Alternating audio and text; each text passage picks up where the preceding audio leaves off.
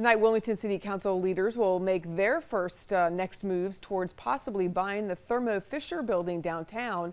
City Council will consider scheduling a public hearing on financing $70 million to buy the building. In January, the city put down $500,000 to explore buying the property. It includes a 1,000 space parking deck and 370,000 square feet of office space. The city currently having the building's condition assessed before completing the purchase. They're expecting to have a final report by the end of April. Council members will also consider a multi-million-dollar plan to renovate the Cape Fear Hotel apartments, which provides affordable housing to seniors. It includes a $13 million federal bond that needs the approval of both the Wilmington Housing Authority and City Council.